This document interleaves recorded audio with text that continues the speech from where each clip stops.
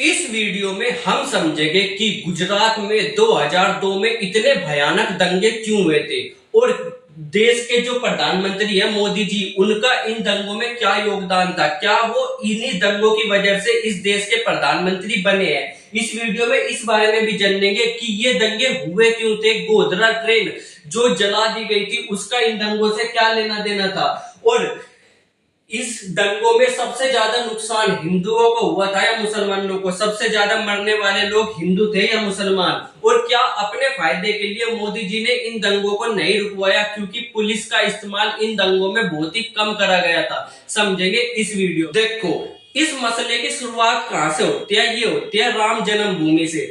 Ayodhya UP में एक जगह है अयोध्या, जहां पर भगवान श्री राम का जन्म हुआ था। वहां पर भगवान श्री राम का एक बहुत बड़ा मंदिर था। पर जैसे ही मुसलमान यहाँ पर भारत में आए, उन्होंने भारत के बहुत बड़े बड़े मंदिरों को तुड़वा करके मस्जिदें बनवानी शुरू कर दी। उसमें से ही एक मंदिर था भगवान श्री राम का, जिसको तोड़ करके एक मस्जिद बनाई गई जिसका नाम था बाबरी मस्जिद। अब हिंदू इससे गुस्साए हुए थे। जैसे ही इनको पता लगा कि यहाँ पर हमारे भगवान श्री राम का मंदिर था, उन्होंने क्या कर दिया, इस मस्जिद को तोड़ दिया। अब जैसे ही ये मस्जिद टूटी, इससे मुसलमानों को बहुत ज्यादा गुस्सा आ गया और दोनों पक्ष हिंदू और मुसलमान में तनाव जैसा माहौल हो गया। दोनों एक दूसरे के दुश्मन बन गए और यहाँ पर ये सारा का सारा मसला कहां पर चला गया, कोर्ट में चला गया, सुप्रीम कोर्ट में। अब सुप्रीम कोर्ट को देखना था कि क्या वहां पर मस्जिद थी या वहां पर मंदिर था। पर फिलहाल जैसे ही ये मामला कुछ सुप्रीम कोर्ट में गया तो हिंदू और मुसलमान दोनों में क्या है, जंग छिड़ने जैसे आसार हो गए थे। अब यहाँ पर देखना ये था कि पहल होती कैसे है। यहाँ पर क्या हुआ कि बहुत सारे जो हिंदू महासभा है, जैसे हिंदू महासभा, बजरंग दल, इन सब लोगों ने क्या कहा कि राम जन्मभूमि पे क्या होगा, भूमि पूजन होगा, यानी कि हम वहां पर मंदिर का शिलान्यास करेंगे। अब यहाँ पर बहुत सारे जगह जगह से, बहुत सारे अलग अलग राज्यों से लोग बाग इकट्ठा हुए। कहां पर, राम मंदिर को जन्मभूमि पर अयोध्या में। तो इसी में ही गुजरात से भी बहुत सारे लोग आए हुए थे, जो कि यहाँ पर भूमि पूजन करवा करके ट्रेन में भर करके वापस जा रहे थे। अब ट्रेन में जाते जाते, उस ट्रेन का नाम था साबरमती एक्सप्रेस। अब इस साबरमती ट्रेन में जो मुसलमान थे, अब कहा जाता है कि किसी ने जानबूझ करके आग लगाई या ये एक हादसा था, ये अभी तक साबित नहीं हो पाया। पर इसका इंजाम डायरेक्ट किस पर लगता है, मुसलमानों पर लगता है कि मुसलमानों ने क्या करा, बार बार उस ट्रेन की चैन खींची गई। उस ट्रेन में जहां पर हिंदू ज्यादा थे, जैसे डब्बा नंबर 5 और डब्बा नंबर 6 में ज्यादा हिंदू थे, तो वहां पर ट्रेन छिड़क करके उस ट्रेन में क्या लगा दी, आग लगा दी, जिससे वहां उस ट्रेन में जितने भी यात्री थे वो जल करके बुरी तरीके से मर गए। बहुत बुरी स्थिति थी उस समय पर जब वो लोग मरे। लोगों बागों ने ट्रेन से निकलने से, डब्बे से निकलने की पूरा प्रयास करा कि कैसे ना कैसे इस डब्बे से बाहर निकला जाए, पर गेट बंद थे, जिसकी वजह से वे बाहर भी नहीं निकल पाए। कई लोगों ने जो है खिड़कियां हंसते हुए इनको तोड़ करके कुछ लोग बाहर भी निकले। पर फिलहाल क्या हुआ, ज्यादातर जितने लोग इन डब्बों में थे वो सारे के सारे मर गए और मरते ही जल करके मर गए। अब यहाँ तक देखो कि मरना एक अलग बात है, पर जल करके मरना कितनी बुरी बात होती है। सबसे बुरी मौत किसको बोली जाती है, अगर कोई आदमी जल करके मरता है उसको सबसे बुरी मौत बोली जाती है। अगर ये मुसलमानों ने करा तो ये सबसे बड़ी गलती थी मुसलमानों की। अगर ये किसी पॉलिटिकल पार्टी ने करवाया था जानबूझ करके, तो ये भी बहुत बड़ी गलती थी। कुछ लोग कहते हैं कि ये केवल एक हादसा था, पर जिस तरीके से ट्रेन को बार बार रोका गया चैन खींच कर करके, तो ये एक हादसा तो नहीं था, ये पूरा का पूरा क्या था, एक प्लान्ड क्या थी, साजिश थी। अब इस घटना से जैसे ही आग लगी तो ये बात पूरी की पूरी गुजरात में आग की तरह फैल गई कि वहां पर हिंदुओं को जला दिया गया, ट्रेन में भर करके हिंदुओं को जला दिया गया। अब क्या हुआ कि जो लोग इसमें जले हुए थे, जो लोग इसमें जले थे ट्रेन में, उनकी अस्थियों को, उनकी जो सब है, उनको ले करके पूरे भारत में, पूरे गुजरात में, भारत में नहीं पूरे गुजरात में जगह जगह पर बजरंग दल और विश्व हिंदू परिषद के लोगों ने क्या है, शव यात्रा निकालनी शुरू कर दी। अब जिस गली से वो शव यात्रा निकलनी थी, लोगों को गुस्सा आ लग रहा था देख करके कि ये क्या हो गया। और जैसे ही लोगों को गुस्सा आ रहा था, वो सारा का सारा गुस्सा किस पर निकला, वहां के जो यहाँ पर गुजरात के मुसलमानों पर निकला। अब ये वो जगह है गोधरा जहां पर क्या है, ये ट्रेन जलाई हुई थी। और यहाँ पर थोड़े ही टाइम में क्या हो गया, दबा के दंगे पे दंगे फैल गए। जहां जहां भी हिंदुओं को मुसलमान मिले वहां पर उनको वही के वही काट दिया। ऐसे भी जहां जहां से सब यात्रा निकल रही थी वही वही पर ही दंगे होने शुरू हो गए और धीरे धीरे ये बात पूरी तरह आग की तरह फैल गई। जहां पर गोधरा में ये कांड हुआ था, ये गोधरा से दूर अहमदाबाद, सूरत और भुंज ऐसे ऐसे शहर जो बड़े बड़े शहर है कहाँ के, गुजरात के, सारी जगह उस समय पर दंगे फैल गए थे। यहाँ पर देखो कि सारी जगह आग पे आग लोगों ने लगा दी गुस्से में आकर के। यहाँ पर पुलिस भी कुछ नहीं कर पाई क्योंकि पुलिस को भी पॉलिटिकल पार्टी ने पूरी तरीके से फ्री हैंड नहीं दिया था एक्शन लेने के लिए। ये ही इंजाम सबसे ज्यादा लगाया जाता है इस पर, मोदी जी पर, कि मोदी जी चाहते थे तो इस घटना को रोक सकते थे पर उन्होंने पुलिस का इस्तेमाल नहीं करा। अब क्या है, मोदी जी ने इसमें सफाई देते हुए कहा था कि हमने पुलिस का इस्तेमाल करा था पर घटना इतनी ज्यादा थी, दंगे इतने भयानक थे कि हमारी पुलिस क्या हो गई थी, कम पड़ गई थी। और हमने क्या करा था, आस पड़ोस के जितने भी राज्य है, जैसे कि चाहे वो पंजाब हो चाहे वो हरियाणा हो, ऐसे ऐसी जगह से पुलिस की मदद मांगी थी। पर उस समय पर इन जगहों पर कांग्रेस की पार्टी की सरकार थी तो कांग्रेस की पार्टी ने क्या कर दिया था, मदद देने से मना कर दिया था और इस घटना को क्या है, पुलिस नहीं संभाल पाई थी। इसी वजह से जहां पर देखे, जहां पर भी मुसलमानों के घर मिले वहां पर हिंदू जा करके मुसलमानों के सारे घर तोड़ दिए। जहां जहां मुसलमान मिले वहीं पर ही मुसलमानों को मार दिया गया। ऐसे ही मुसलमान कर रहे थे, जहां पर भी हिंदू मिले वहां पर उन्होंने हिंदुओं को मार दिया गया। और इस घटना में इतने ज्यादा लोग मारे गए, लगभग इस घटना में मुसलमानों के 800 के आसपास लोग मारे गए थे, 800 से भी ज्यादा, और हिंदू लोग लगभग 250 के आसपास मारे गए थे। वहीं घायल जितने लोग हुए थे 3000 के आसपास लोग घायल हुए थे। अब ये तो ऑफिशियल आंकड़ा है पर इसमें जहां तक की बात है कि ऑफिशियल आंकड़े में हमेशा कम ही दिखाया जाता है क्योंकि सरकार को अपनी चीजें छुपानी पड़ती है। पर इससे भी ज्यादा लोग गुजरात में क्या है, मारे गए होंगे। इसके अलावा जो है बहुत सारे लाखों लोग अपने घर से निकल करके दूसरी जगह पर भाग गए थे क्योंकि उस समय पर दंगे के समय अपनी जान बचानी है तो क्या करना पड़ेगा, गुजरात को छोड़ करके मुसलमानों को भाग जाना पड़ेगा। जैसे जब यही घटना कहां पर हुई थी, कश्मीर में हुई थी, तो कश्मीर में रहने वाले हिंदू पंडित क्या हो गए थे, कश्मीर को छोड़ करके भाग आए थे, नहीं तो क्या कर देते, उनको भी मार देते। ऐसे ही गुजरात में भी सेम घटना ये हुई थी कि यहाँ के जितने मुसलमान थे वो छोड़ करके गुजरात को भाग गए। लाखों लोग अपना घर छोड़ करके गुजरात को भाग गए थे। ऐसे ही गुजरात में इतने भयानक दंगे हुए और जहां पर इंसान मिले वहीं पर काट दिया गया, औरतों के साथ बलात्कार किया गया, बच्चों तक को नहीं छोड़ा गया।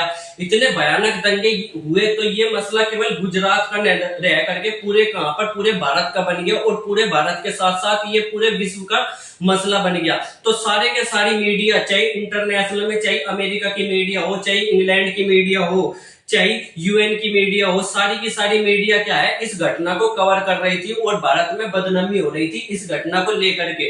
अब यहाँ पर बहुत सारी मीडिया जो है और बहुत सारे एनजीओ ने अलग अलग रिपोर्ट प्रस्तुत करी।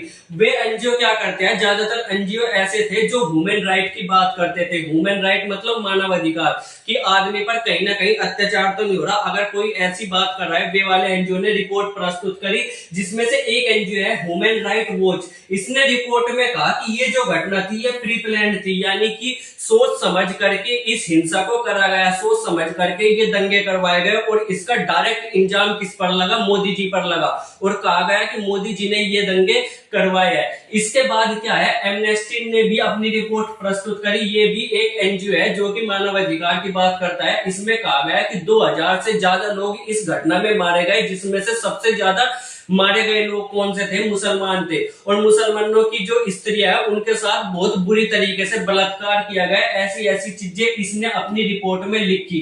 इसी के साथ साथ वो देश जो इतना घटिया देश है, यूनाइटेड किंगडम यानी कि ब्रिटेन, जिसने भारत में जलियांवाला बाग हत्याकांड करवाया और बेकसूर लोगों को एक जगह पर एक पार्क में घेर करके गोलियां चलवा दी, उस देश ने भी भारत की इस पर आलोचना करी थी। इसको तो बोलने का बिल्कुल हक नहीं, फिर भी हमें सुनना पड़ा इसकी आलोचना को। इसने भी कहा था कि ये जो घटना हुई है गुजरात में यह अच्छी नहीं है। यूरोपीय यूनियन, ये बहुत सारे देशों का एक संघ है, इसने भी भारत की आलोचना करी थी। इसी के साथ अमेरिका तो और 2 कदम आगे बढ़ गया आलोचना करने में मोदी जी की। इन्होंने मोदी जी के अमेरिका में आने पर बैन लगा दिया था कि मोदी जी कभी भी अमेरिका में नहीं घुस सकते। पर जब मोदी जी भारत के प्रधानमंत्री बने तब यही अमेरिका क्या है, इसी अमेरिका ने भारत के प्रधानमंत्री मोदी जी को क्या है, न्योता भेजा अमेरिका में आने का। इसीलिए कहते हैं कि पावर है तो सब कुछ है। अब इससे हमें क्या सीख मिलती है और सरकार को क्या क्या कदम उठाने चाहिए ताकि आगे ऐसी घटना ना हो, और इसका फायदा डायरेक्ट सबसे ज्यादा किसको मिला था वो समझो। देखो, सबसे पहली बात तो सरकार को पुलिस के साथ कोऑर्डिनेशन बना करके रखना चाहिए। ऐसा कोई नियम बनाना चाहिए कि अगर कोई एक राज्य में कहीं दंगे हो तो उसके पड़ोसी राज्यों को पुलिस भेजना अनिवार्य होना चाहिए। जैसे यहाँ पर गुजरात में दंगे हुए थे तो पुलिस कहां पर, राजस्थान से, मध्य प्रदेश से और इधर से महाराष्ट्र से पुलिस जा सकती थी, और अगर पुलिस जाती तो दंगे को रोक सकती थी टाइम अनुसार। मोदी जी ने भी डायरेक्ट यही इंजाम लगाया है कि हमारी पुलिस जो है इन दंगों को रोकने के लिए पर्याप्त नहीं थी, यानी कि पुलिस कम पड़ गई थी। इसीलिए उन्होंने पड़ोसी राज्य जैसे राजस्थान, मध्य प्रदेश और महाराष्ट्र से मदद मांगी थी। पर कांग्रेस पार्टी ने क्या कर दिया था, डायरेक्ट मना कर दिया था कि हम लोग मदद नहीं भेजेंगे, इसीलिए ये दंगे हुए। तो यहाँ पर सबसे पहली बात यही होनी चाहिए कि अगर उत्तर प्रदेश में दंगे होते हैं तो बिहार को, मध्य प्रदेश को, उत्तराखंड को, ऐसे राज्यों को इसकी मदद भेजने के लिए अनिवार्य होना चाहिए। और साथ साथ सेंट्रल को भी यहाँ पर क्या होना चाहिए, जल्दी से जल्दी मदद भेजनी चाहिए। जैसे कि बीएसएफ के जवान यहाँ पर भेज देने चाहिए, आर्मी यहाँ पर तैनात कर देनी चाहिए। आर्मी तो होगी या नहीं वो पता नहीं, पर बीएसएफ के जवानों को यहाँ पर भेज देना चाहिए। इसके अलावा क्या है, जो भारत में राजनीति होती है ना, उसकी सबसे बड़ी दिक्कत यह है कि वो धर्म की, जाति पाति की राजनीति, भाषा की राजनीति सबसे ज्यादा होती है।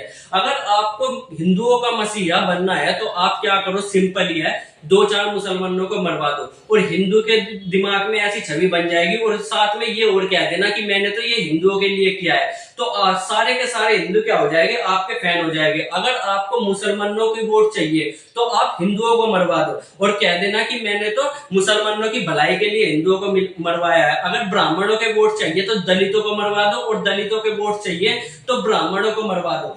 ये सिंपल फंडा है भारत में राजनीति का। इसी तरीके से भारत में राजनीति होती है, एक की वोट पाने के लिए दूसरों को मरवा दो, और ये हर कोई राजनीतिक पार्टी अभी के समय में करती है, चाहे कोई सी भी हो, मैं नाम नहीं लेने का, पर हर एक पार्टी ऐसी है। तो सबसे पहली बात तो यहाँ पर यह है कि पुलिस जो है वो चौकन्नी रहनी चाहिए। इसके अलावा अर्ली वार्निंग सिस्टम होना चाहिए। अर्ली वार्निंग सिस्टम का मतलब यह है कि जब घटना होने वाली हो पहले से ही पता लग जाता है कि अब दंगे होने वाले हैं, तो उसको पहले से ही इंटरनेट ब्लॉक कर देना चाहिए ताकि मिस इन्फॉर्मेशन ना फैले। मिस इन्फॉर्मेशन कैसे फैलती है कि लोग बाग व्हाट्सएप पे क्या है, धड़ाधड़ मैसेज फॉरवर्ड करते हैं, और उन मैसेजों को देख करके आदमी का खून बोलता है, और फिर वो ऐसी ऐसी सोचता है कि इनको मार देंगे, इनको काट देंगे। ऐसी ऐसी चीजें नहीं होनी चाहिए। तो इंटरनेट बंद हो जाना चाहिए। मिस इन्फॉर्मेशन अगर कोई भड़काऊ बयान दे तो उनको इसी समय पर जेल में बंद कर देना चाहिए।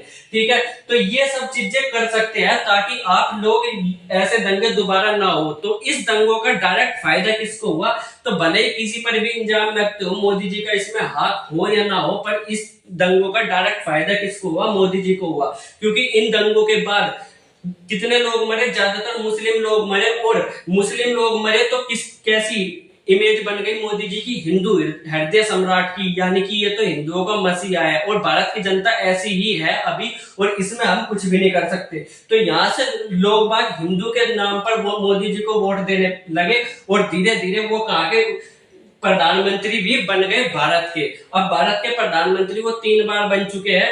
पर फिलहाल अगर यहाँ तक कहे तो पहली बार में जब भारत के प्रधानमंत्री मोदी जी बने थे तो यही सबसे बड़ा कारण था कि वो प्रधानमंत्री बने, क्योंकि उस समय पर गली गली में ये बात हो रही थी कि एक हिंदू राजा है जो मुसलमानों को कटवा देगा, ये करवा देगा। ये सब चीजें उस समय पर आम जनता के दिमाग में थी, तो इसी वजह से वो कहीं ना कहीं प्रधानमंत्री बने थे। पर दूसरी बार वो प्रधानमंत्री अपने काम की वजह से बने, क्योंकि उन्होंने भारत में लगातार अच्छे काम करे और भारत को आगे बढ़ाने का काम करा। तीसरी बार भी वो प्रधानमंत्री अपने काम की वजह से ही बने हैं। अब मिलेगा अगली वीडियो में, तब तक आप इस बारे में क्या सोचते हो कमेंट करके जरूर बताना। Bye bye.